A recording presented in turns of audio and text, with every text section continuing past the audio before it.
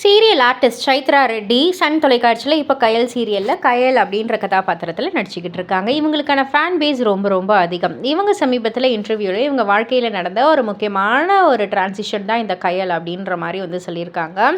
அதாவது எல்லாருக்குமே தெரிஞ்சிருக்கும், ஜீ தமிழில் வந்துட்டு யாரடி நீ மோகினி சீரியலில் வில்லி கதாபாத்திரம் நெகட்டிவ் ரோல் பண்ணியிருந்தாங்க ஸ்வேதா அப்படின்ற ஒரு கதாபாத்திரத்தில். பட் ஆனால் அந்த ஒரு நெகட்டிவ் கதாபாத்திரத்துக்கே எனக்கு இந்த அளவுக்கு வரவேற்பு கிடைக்குமா, ரெஸ்பான்ஸ் கிடைக்குமா அப்படின்றது வந்துட்டு ஒரு கேள்விக்குறியாக தான் இருந்தது.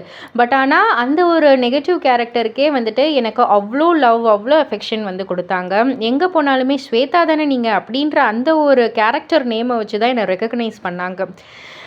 பை காட்ஸ் கிரேஸ் அந்த சீரியலோடைய கிளைமேக்ஸ் ஷூட் வந்து பண்ணிகிட்டு இருக்கக்குள்ளேயே எனக்கு கயல் சீரியல் ஆப்பர்ச்சுனிட்டி வந்துச்சு. அண்ட் கயல் சீரியலில் நான் நடிச்சுக்கிட்டு ரொம்ப கேப்லாம் எடுக்கலை, உடனே டெலிகாஸ்ட்டும் பண்ண ஆரம்பிச்சிட்டாங்க.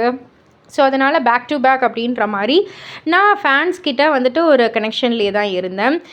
பட் ஆனால் எல்லாருமே பயந்த ஒரு விஷயம் என்னென்னா, நெகட்டிவ்லேருந்து பாசிட்டிவ் எப்படி எடுத்துப்பாங்க மக்கள் அப்படின்ற மாதிரி தான். பட் ஆனால் அவ்வளோ ஒரு லவ் கொடுத்தாங்க. நல்ல ஒரு ரெகக்னேஷன் கிடச்சது இந்த கயல் சீரியல் மூலயமா. நிறைய பேர் இந்த கயலை வந்து பார்த்துட்டு, நாங்கள் எங்கள் வீட்டில் ஒரு கயலாக தான் வாழ்ந்துக்கிட்டு இருக்கோம், எங்களை பார்க்குற மாதிரியே இருக்குது அப்படின்ற மாதிரி அவங்களோட கனெக்ட் பண்ணி வந்து பார்க்குறது ரொம்ப ரொம்ப சந்தோஷமாக இருக்குது. ஸோ இந்த கயல் சீரியல் எனக்கு வாழ்க்கையில் நடந்த ஒரு முக்கியமான ஒரு டிரான்சிஷன் அப்படின்ற மாதிரி சொல்லியிருக்காங்க. இதை பற்றி நீங்கள் என்ன நினைக்கிறீங்க? உங்களுடைய கருத்து என்ன அப்படின்றத கீழே உள்ள கமெண்ட் பாக்ஸில் குறிப்பிட்டு சொல்லுங்கள். மறக்காம சேனலை சப்ஸ்கிரைப் பண்ணி பக்கத்தில் உள்ள பெல் ஐகானை கிளிக் பண்ணிவிடுங்க.